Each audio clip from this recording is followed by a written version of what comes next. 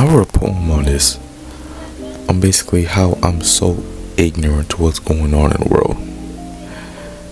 And it's so apparent to me how bubbleized my perspective is on stuff. Like, I like to say it's very apartmented, in the sense of, when you think of a house, the entire house is your own thing. So when you think of an apartment, you think of that small space in your apartment is yours. Like, you don't own the entire apartment building. You just own that small sector. That's where my perspective is. It's that small part I own. Nothing else. I don't know what was going on. It took me until maybe last month to know Mali, Egypt, Somalia, and Ethiopia was having civil wars/wars. Matter of fact, no, it took me till this month to know. And I think one of them started in like 2015. Granted, I was only 8 years old, and during that time, and I'm just now 17. But it's like, I have a phone. I'm very connected to the world. Why am I just now feeling like I'm just coming around to knowing this? It sounds like I'm young, just finding out about this, but I'm taking it from the essence of, I remember being in the moment of when people are talking. Perfect example. This happened this year. My teacher would talk about the news, right? My history teacher would talk about the news, right? And I literally would look her in her face. I'm like, I have zero idea what you're talking about. She'd be like, do y'all watch the news? Nope. Oblivious. Like a deer in the headlights. Like, that's happening? Wow. Even now I don't. You see the problem? My perspective is so small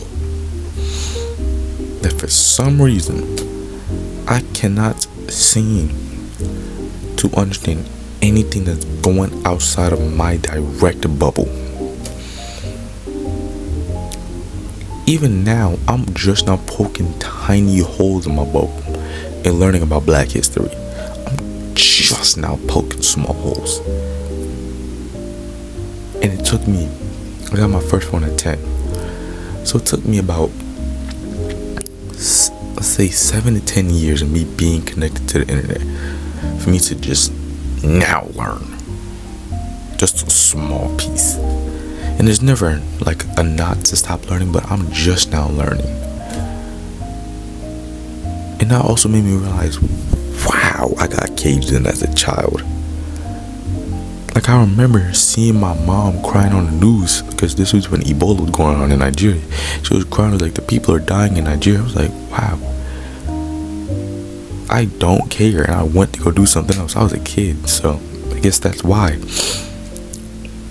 And I remember, and like, it just hit me. I remember there was a flood in Texas. There was this, I think it was Dallas. This was years ago, a while back. And I remember I told my mom, like, oh yeah, let's donate some money. And I'm pretty sure she was like, huh? And then we kept the pushing from there. So you can see how every instance I've been sort of bubbled into not really care about what really goes on outside the house. You know what I'm trying to say? Like, outside the house, it's not my problem. It's not my issue. There's nothing I can do about it.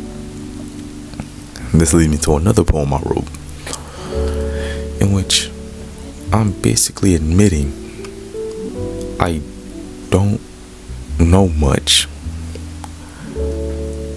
but with the little I know, I want to focus on this. What I mean by this is the community, my area, my people that share the same skin color as me. I want to start here first. The outside, we can get to the outside when we're done with the interior. Let's work on this first before we go up there. And I'm just now like getting around to that. And it's not a very good way of thinking, I know it's not, because there's no point in comparing struggle. But again, my perspective is so limited. I'm trying to expand it.